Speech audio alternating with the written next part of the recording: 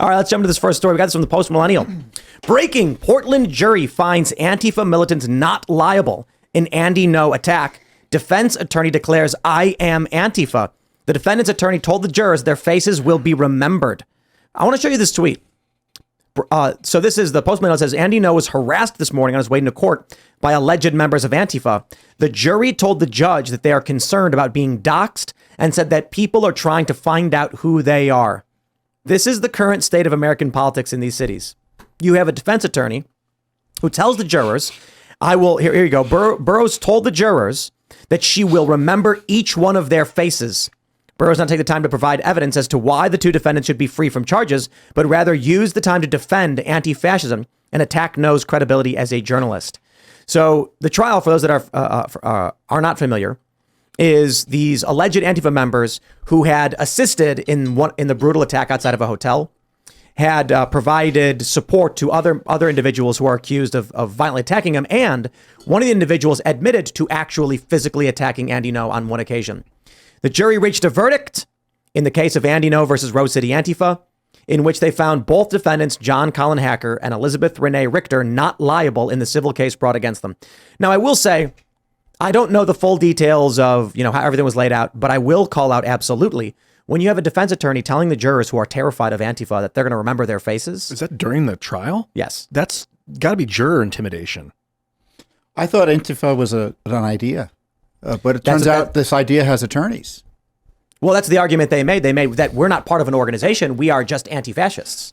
We had sued, we had tried to get documents about an Antifa member who was, had beaten up someone. And she was a teacher. So we wanted documents about what was going on at the school. And Antifa intervened. They had lawyers. We spent a lot of time fighting. And she got sanctioned for doing this. And not only is it obviously an organization, but on top of this, defense lawyer doing something which is exceedingly improper. I don't understand how could have gotten a fair trial here. Remember, they had to clear the courtroom. The court stopped letting the public in because Antifa was showing up and engaging in violent outbursts. So, what would you do if you were a juror? You'd probably think, I got a wife and family, I got kids at home or whatever. I'm getting out of here, and finding them, not guilty or not liable is an easy way out. What do you do in the case where it does appear that there's intentional juror intimidation? What do you do if a judge isn't doing their job and intervening to defend them? Like, what happens in that case? I'm no lawyer, but my guess is there could be something could appeal here. That there was improper, he didn't get a proper trial given the threats of violence directed at the jury and the disruption of the court, which obstructs justice as well. It's an interesting case. It seemed to be a straightforward, assault case. I'm not quite sure why the jury found the way he did. Is this the same? There could be, the liability as to how the jury what the jury had to decide. Maybe they made the right decision, but. No way was the appearance of a fair trial here. I see. So this civil order could have been like, it was a mob, it was chaos. He got attacked in the middle of the chaos. Nobody intended for any of it. Kind of maybe there was enough distance from the actual assaults that they could say I wasn't involved directly, and the jury could have bought that. But that's assuming that the justice was fairly administered in the courtroom and not compromised by the implicit threats of the attorney and the actual threats of the violent outbursts of Antifa members who were showing up in the court that became so severe that the court had to stop the public from gaining access to the courtroom other than media were allowed in. Wow. So when was that? How far through the trial did they start showing up and disrupting? I mean, this all occurred within the last week, 7 to 8 days, right? That's when I started reading about it. Yeah. That's jury intimidation also. How long has his trial's been going on since at least July 31st, I think, because Katie Daviscourt from Post Millennial is covering it, and it looks like she started on the 31st is when the trial started, I think. Dude, there's no way I can wrap my head around this. I mean, I'm getting this from the Post Millennial, which, full disclosure, Andy No works for. I think he might be part owner of the company or something, but maybe he's not owner. That it's almost too bizarre. Like, the prosecuting attorney says to the jury, "I'll remember all of your faces," as if the jury's not going to crap themselves and be like, "What do I have to do for her not to come after me later? Like, what did I do wrong?" But it's also the facts of the case. Andy Ngo being like, "Here's a video of me being mercilessly beaten in the street on more than one occasion. Here's a guy who admitted to attacking me in a gym. I need help." Then the defense attorney looks at the jurors and says, "I'll remember all of your faces." And they're like, Oh, the defense attorney. Yes, not the prosecutor. The defense attorney.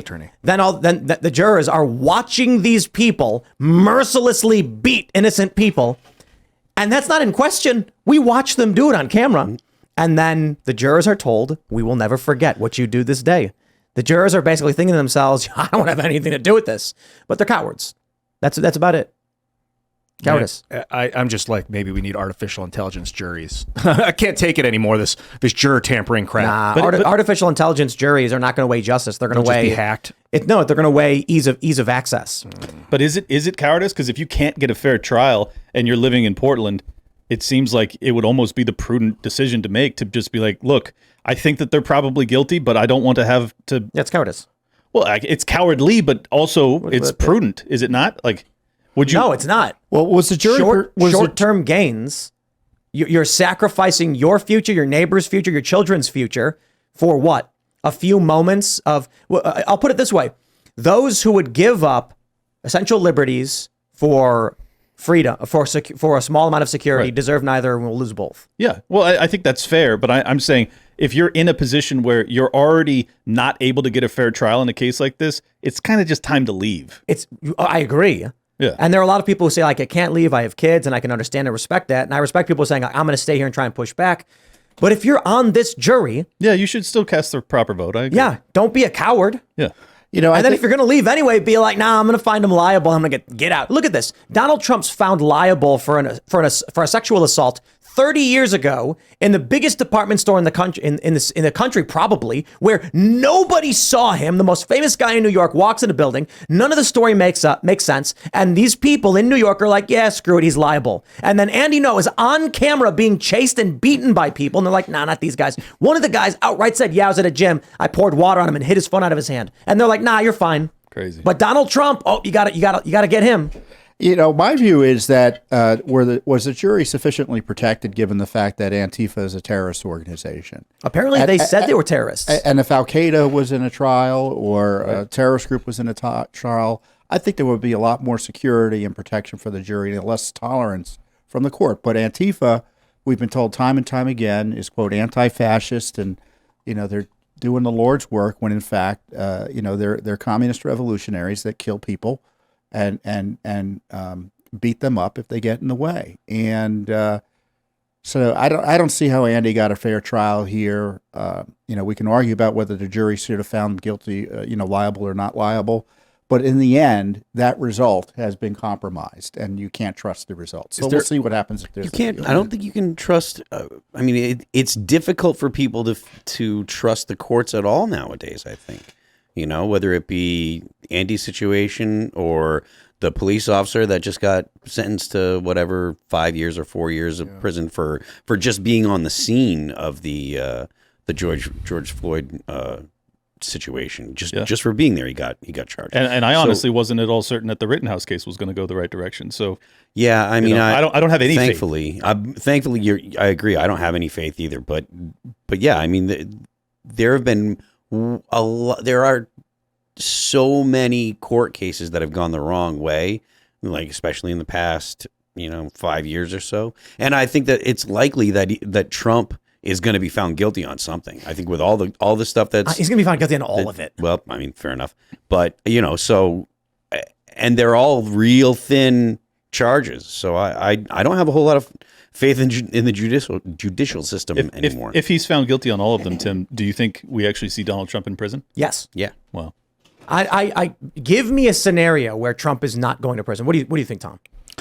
I think the odds are significant. I don't think they're over 50 that he's found guilty and sentenced to prison. Whether he goes to prison or not, I think that would be pretty extraordinary. And certainly it's not. I don't think it's going to happen before the election. Although up in D.C. here, I think that judge is angling to get that trial done before the end of the year. So I think it's fair to say it's unprecedented, and perhaps there will be a house arrest circumstance or something to that effect. Yeah. He's with Secret Service. He'll be confined to Mar-a-Lago. Who knows? I think that proves it's BS, right? Anybody who's convicted of trying to overthrow the United States, the United States government, would face very, very extreme and severe charges, like remand at a military detention facility. Right. Donald Trump is like, you're free to go. We'll see about it, because all they're trying to do is jam up his chance at re-election. Yeah, and they don't want to piss off his followers, because if they did put him in jail without charge or trial, you'd have people on the street breaking stuff at the moment. Well, that's what I'm so concerned about. Is like, I tend to agree with Tim that the prosecution and the conviction, in my opinion, seems more likely than not. But I can't envision what America and his supporters look like and react with if that transpires, either before or after the election. I don't know what this country looks like. Thanks for watching this clip from the Timcast IRL podcast. Hang out with us live Monday through Friday at 8 p.m. and become a member over at timcast.com for uncensored, members-only shows exclusive. Thanks for hanging out, and we'll see you all next time.